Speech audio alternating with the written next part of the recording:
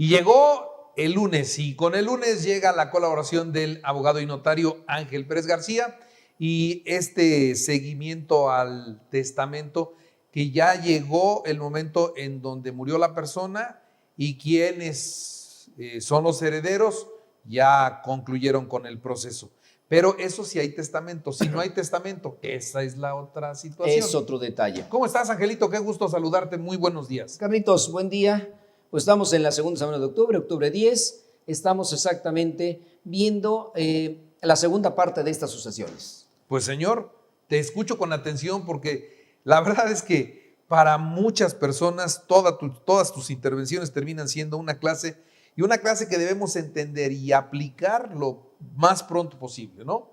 Claro, pues yo creo que es la parte que alguna vez comentábamos. Queremos cuidar a nuestra familia, queremos protegerla. Decimos que pues tenemos exactamente ese cariño, ese aprecio. Vamos a exactamente asegurar a través de la vía del testamento, que es durante el mes de septiembre y dura el resto del año. Sin embargo, hay quienes no lo hicieron, y con esta pandemia, y sigue habiendo fallecimientos por otras circunstancias. ¿Qué pasa cuando no hay un testamento? Y ahí es otra de las características, que cuando una persona fallece y no hay testamento, ¿qué se hace? También, al igual que la sucesión testamentaria, también esta sucesión intestamentaria, que no hay testamento, se presentan y se puede tramitar por dos vías. ¿Quién tiene derecho a heredar? Aquí empezamos con la parte más importante de la preferencia en cuanto a la herencia. Hay una regla muy particular en materia de derecho que establece que los parientes más cercanos excluyen a los más lejanos. Y yo les preguntaría, ¿quién es su pariente más cercano de un varón que está casado y que tiene hijos? Un hijo. Pues los más cercanos son los hijos y su cónyuge. Si es al revés, entonces ya formaron una familia. Esas personas van a excluir a los hermanos del difunto, van a excluir a los padres del difunto, van a excluir a los sobrinos que son hermanos del difunto. Entonces, cuando una persona fallece y no deja testamento y no tiene esposa y no tiene hijos, ¿quién hereda también? Son preguntas que normalmente llegan a la notaría a hacer. Oiga, ¿se murió mi papá? Se murió mi hijo. Oiga, ¿su hijo era casado? No. ¿Su hijo tiene hijos? No. Entonces, ¿quién tiene derecho a heredar la herencia de un hijo? En muchas ocasiones, para proteger a los hijos y darles un patrimonio, por lo general, quien fallecía primero eran las personas más grandes.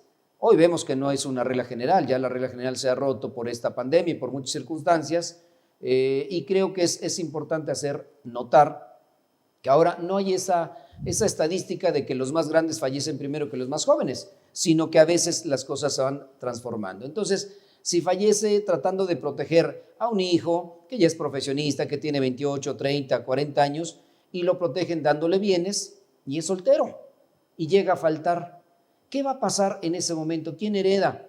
Pues hereda papá y hereda mamá, si no tiene hijos y si no tiene esposa o concubina, que también tienen derecho a heredar, porque hoy, dadas las circunstancias que se presentan, a veces ya no hay matrimonio como tal, sino simplemente se van a vivir juntos. ¿Cuándo surge el concubinato? Y ahí viene otra parte también importante, que la esposa hacen un matrimonio de hecho, no de derecho, y todo el mundo los ve y parece que son esposos, marido y mujer, sin haber contraído matrimonio. ¿Tendrá derecho esta persona?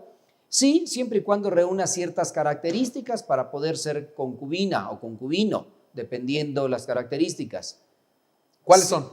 2 años de vivir de manera continua, de manera pública, y que se vea que sea a la vista de todos. Pero eso es muy fácil de mostrar cuando hay hijos. Entonces, cuando hay un hijo y el hijo es registrado por él y por ella, pues se supone que están cohabitando bajo el mismo techo y que tienen una vida en común. Y esa vida en común los hace tener derechos y obligaciones como cónyuges sin estar casados.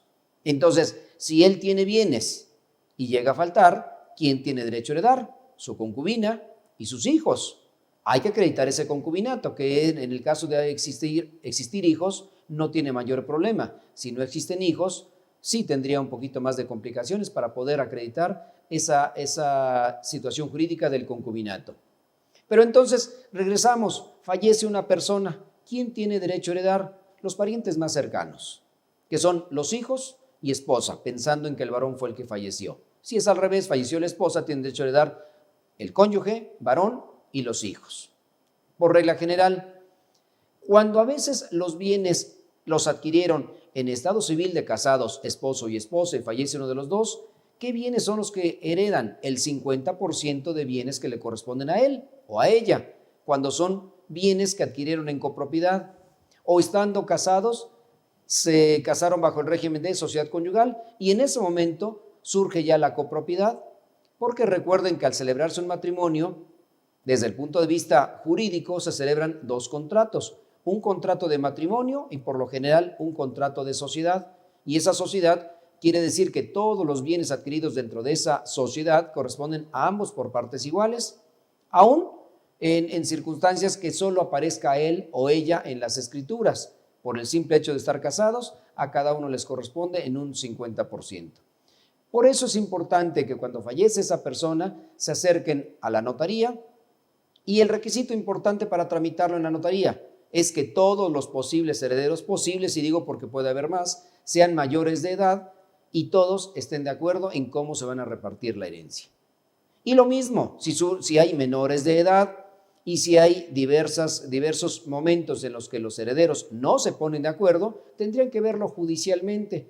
Y ahí es donde empiezan los problemas a desbaratarse las familias. Cada quien va a buscar a su abogado y van a pelearse por años en el juzgado familiar.